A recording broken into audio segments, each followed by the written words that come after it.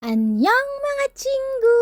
Siyempre, panibagong araw, panibagong blessings na naman! At ngayong araw nga po ay Children's Day dito sa South Korea. Kaya lang, on the way ako sa trabaho kasi kailangan namin pumasok ngayon dahil madaming order. So, kailangan kumayod para may pambili ng machichibog! So, dala ko yung regalo ko dun sa ka-work ko kasi birthday niya ngayon. Yung katrabaho ko yun, grabe, ang naging tulong nun sa akin nung nagsisimula pa lang ako sa company. Kaya deserve niya talaga.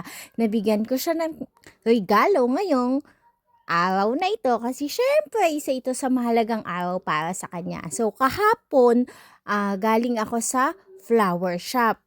Pagdating ko nga dito, grabe, ang gaganda ng mga bulaklak, mga fresh flowers to. So sabi ko, ang gusto ko ay rose, yung kulay pink. Pink ba yun or peach na medyo may white? Basta yun, yung pang dalaga. Para kahit medyo umiidad na ay dalaga pa rin. So eto, 3 piraso yung binili ko sa Bloom by Her. So, ito ay nagko-cost ng secret. Wag niyo nang alamin, hindi niyo naman babayadan.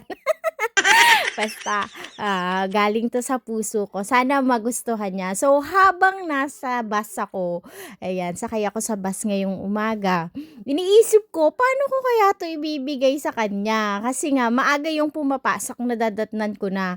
So, nahihiya naman ako. Kagabi, nung piniprepare ko siya, iniisip ko din yung kung paano ko ibibigay. So, nung nag-Daiso ako, bumili din ako ng paper bag kasi bumili din ako ng set ng pabango para sa kanya. 'Di ba ang sweet? Sana all. Eto yung pabango, tapos eto yung flower, ilalagay ko din siya sa loob ng paper bag. Fresh pa naman 'to hanggang bukas kasi meron siyang water dun sa pinakang puno or dun sa pinakang ilalim kaya okey pa 'to.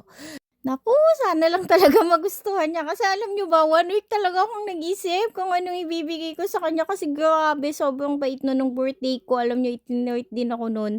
Tapos nagpakipag pa yun sa mga kasamahan namin kasi birthday ko nga daw. So, "언니 생일 축하합니다."